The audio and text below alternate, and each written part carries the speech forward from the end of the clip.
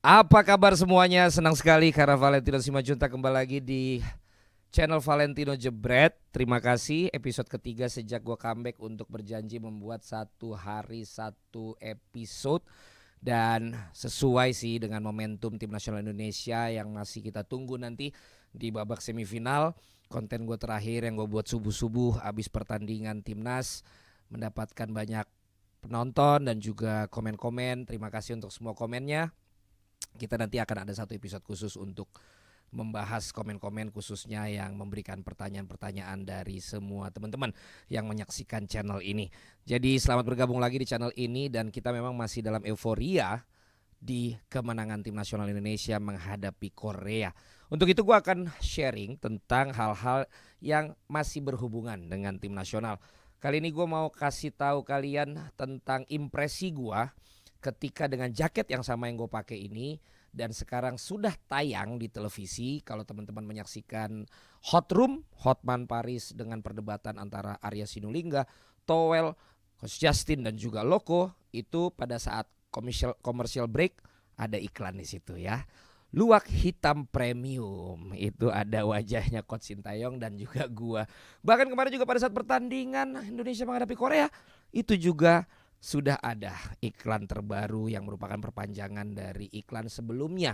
Jadi gue bersyukur sekali karena yang pertama waktu itu iklannya gue tidak diketemukan bersama dengan Coach Sintayong.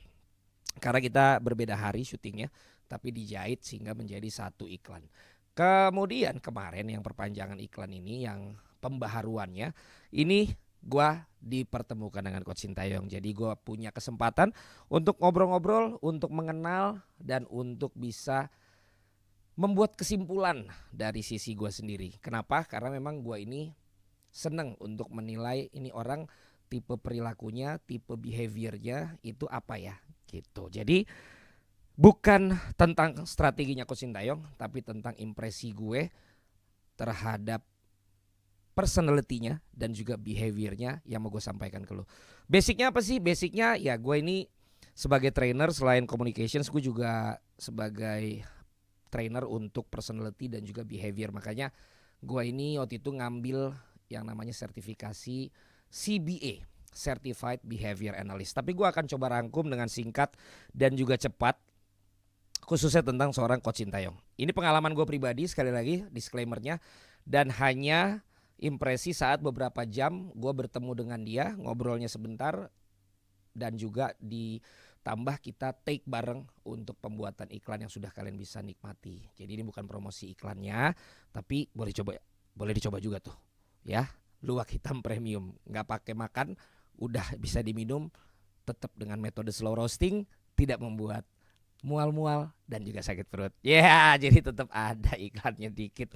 Coach Sintayong punya banyak kesan dari pertemuan gue yang singkat dengan beliau.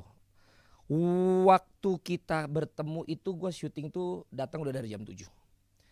Bagiannya Coach Sintayong tuh dimulai dari setelah makan siang. Jadi callingannya beda. Callingannya gue pagi, dia siang, baru di siang kita bareng. Habis itu gue pulang duluan, baru terakhirnya Coach Sintayong yang menyelesaikan iklannya sampai dengan gue nggak tahu Coach Sintayong selesai jam berapa.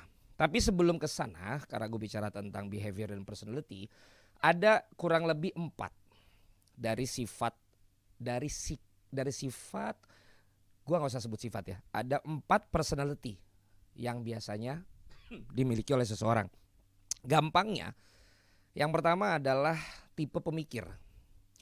Tipe pemikir ini ada di bagian sebelah kiri dengan kemampuan logis yang tinggi. Sehingga biasanya dibilang menggunakan otak kiri.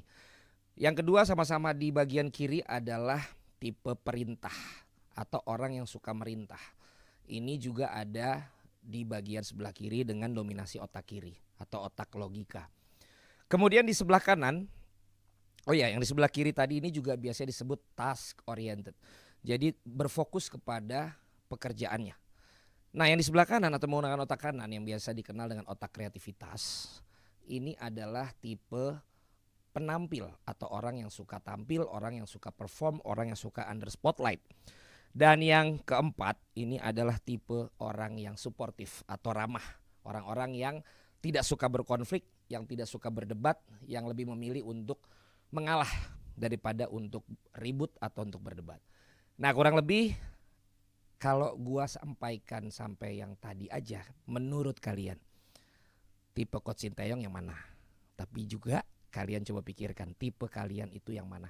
Emang pentingnya apa sih, Len? Nah, pentingnya materi ini gue bawakan ke dunia corporate. Karena ini biasanya dipakai di dunia corporate. Ini berpengaruh untuk penempatan orang cocoknya di divisi apa.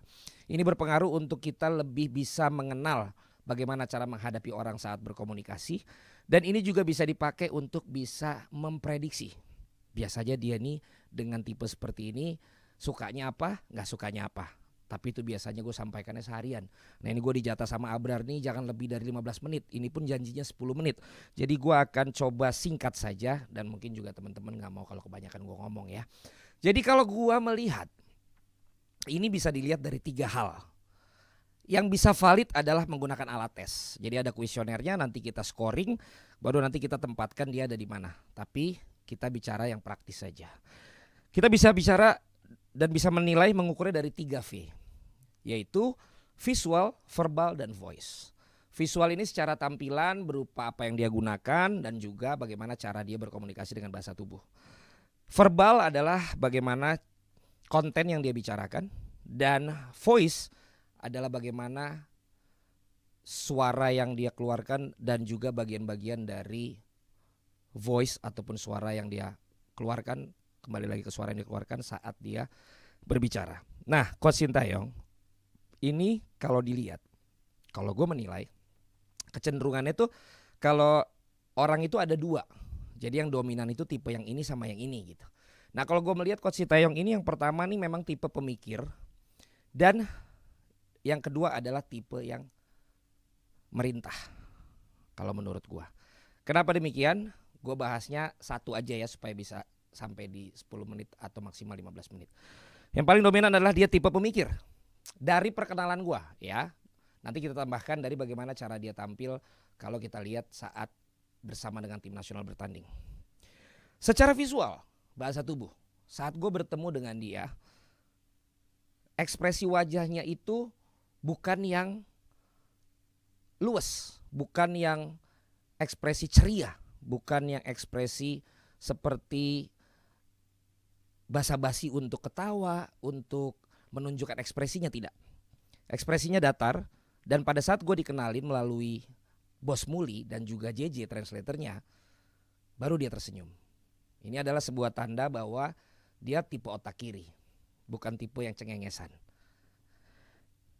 Tapi gue belum bisa tentukan waktu itu apakah ini otak kirinya yang pemikir atau yang perintah.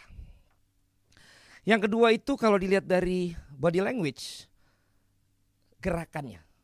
Gerakannya itu dia tidak ribet, tidak yang bolak-balik ke sana kemari, pergi ke sana, pergi ke sini. Dia tipe yang memang udah duduk di situ, ya udah dia duduk di situ.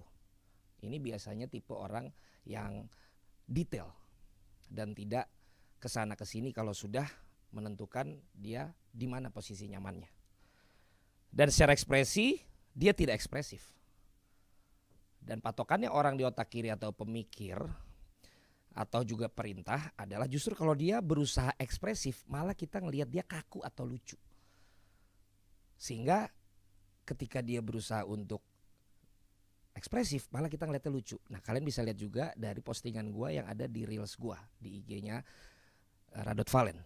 Di situ ada tuh dia ngomong bagus, jebret. Itu kelihatan dia tuh bukan dia, tapi dia coba katakan itu sehingga kelihatan dia kaku dan juga malah lucu.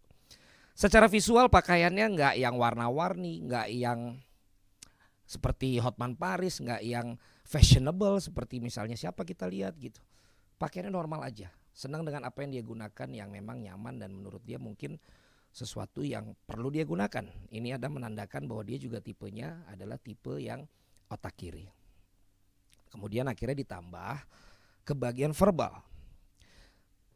Gue melihat bagaimana dia memperlakukan JJ itu bukan yang merintah-merintah, bukan yang dimarahin, bukan yang sepertinya berkeluh kesah kepada JJ, bukan.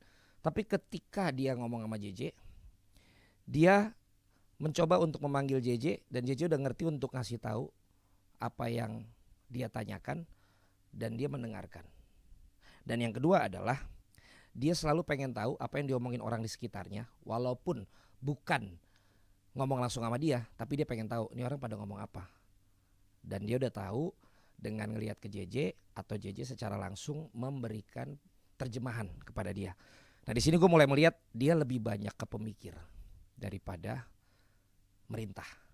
Jadi ini tipenya lebih ke mikir. Lalu kemudian penggunaan bahasa. Nah bahasa dia kan bahasa Korea ya, dia gunakan ke JJ. Gue sempat bertanya, coach kenapa tidak belajar bahasa Indonesia? Dia jawabnya singkat, tidak panjang-panjang dan tidak banyak ekspresi. Dia cuma bilang yang diterjemahkan oleh JJ, belum waktunya gue belajar bahasa Indonesia. Nanti kalau emang menurut gue udah waktunya, gue juga akan belajar. Dari sini gue bisa lihat dia tidak bertele-tele, dia juga tidak berusaha please everyone, menyenangkan orang. Dia hanya mengatakan dan dia menjawab apa yang memang menurut dia perlu. Nah ini juga tipe yang pemikir, otak kiri dan tidak yang merintah. Kalau merintah dia bisa saja jawabnya, emang kenapa kalau saya nggak belajar? Emang menurut lo gue perlu? Nah dia nggak bilang seperti itu. Dan yang terakhir itu adalah voice atau suara atau bagian dari suara tersebut. Kalau pemikir jawabannya nggak panjang-panjang, jawabannya simple-simple dan itu yang dia sudah praktekkan pada saat ngobrol sama gue, pada saat ngobrol sama Muli dan pada saat ngobrol sama tim. Begitupun juga saat kita ngobrol, dia ngomongnya nggak keras-keras, dia ngomongnya nggak seperti orang lain jadi bisa dengar, dia ngomongnya singkat dan suaranya pelan-pelan aja. Dan pada saat kita juga balik lagi sebentar ke bahasa tubuh, saat kita take, pada saat suruh nari, mungkin dia tidak luwes, tapi dia dengan cepat berusaha menghafalkan tariannya selangkah demi selangkah, berapa hitungan, berapa kali ini, itu menunjukkan dia detail. Lagi-lagi menunjukkan dia pemikir dan pada saat diulang berulang-ulang kali, kalau dia tipenya adalah perintah, maka dia mungkin bisa komplain, dia bisa marah, dia bisa minta berhenti atau dia minta rest dulu, tapi dia sekedar hanya bertanya kepada JJ, ini berapa kali lagi bisa diulang. Dan itu dia kemudian memperbaiki dan itu bisa diselesaikan. Jadi lagi-lagi gue lihat dia memang tipenya lebih ke pemikir daripada ke perintah. Nah tapi kalau kemudian kita bandingkan pada saat di lapangan, apakah memang ini semakin memperkuat, semakin memvalidasi atau malah berkebalikan? Kita lihat bagaimana dia di lapangan biasanya pakaiannya. Pakaian-pakaian yang Joachim Low kan, pakaian-pakaian yang standar aja. Yang seperlunya lagi-lagi, berarti masih masuk. Dia bagian pemikir. Kedua, apakah dia tipe yang selalu teriak-teriak? Yang selalu teriak-teriak itu bisa ada dua, apakah dia merintah atau dia yang tampil. Kalau dilihat dia melakukan teriakan hanya seperlunya, tapi sisanya kalau kita lihat dia lebih sering menutup tangannya, menutup badannya dengan kedua tangannya di silang, dan juga beberapa kali dia berpikir, bisa kita lihat bagaimana dia memegang mulutnya dengan tangannya. Dan juga sering kita lihat bagaimana bagian matanya melihat ke lapangan tapi sepertinya dia sambil berpikir. Nah ini dilihat dari ekspresi bahasa tubuh di lapangan, lagi-lagi menunjukkan dia pemikir. Dan dia tidak banyak menggunakan gerakan-gerakan yang seperti merintah atau gerakan-gerakan yang membuat orang berada dalam spotlight seperti Diego Simeone, seperti Mourinho. Dia tidak lakukan itu. Bahkan saat kemarin melawan Korea, dia menunjukkan sifat suportifnya. Ketika dia tidak merayakan dulu, dia memilih untuk menjabat tangan pemain-pemain dan staf ofisial pelatih Korea. Dan setelah itu, saat bersama dengan pemain Indonesia, dia pun bukan yang ramai sendiri atau yang meramaikan, tapi dia malah yang diangkat-angkat oleh para pemain. Nah, jadi di sini gua menilai memang dia dominasinya adalah pemikir. Bagaimana sih menghadapi orang yang pemikir seperti ini? Ini memang menjadi rumus gue. Kenapa gue sering bisa nyambung sama orang dan kadang-kadang gue bisa nyambungin sama orang, tapi karena gue tahu gue nggak nyaman, gue memilih untuk tidak berusaha dekat dengan orang itu. Tapi kalau ditanya bagaimana cara bisa berkomunikasi dengan orang-orang yang tipenya pemikir seperti ini, singkat saja. Yang pertama, gak usah terlalu banyak basa-basi. Yang kedua, gak usah terlalu banyak jokes-jokes kalau sama yang seperti ini. Yang ketiga, selalu gunakan data yang valid, fakta yang ada, hasil observasi, sesuatu yang logis, bukan sesuatu yang diandai-andaikan, bukan sesuatu yang dibuat-buat, bukan sesuatu yang sifatnya memprediksi, tapi lebih kepada kenyataan yang ada. Kemudian tipe yang seperti ini adalah tipe yang task oriented. Jadi lebih fokus kepada tugas. Sementara kalau tipe yang otak kanan adalah orang-orang yang fokus kepada people oriented.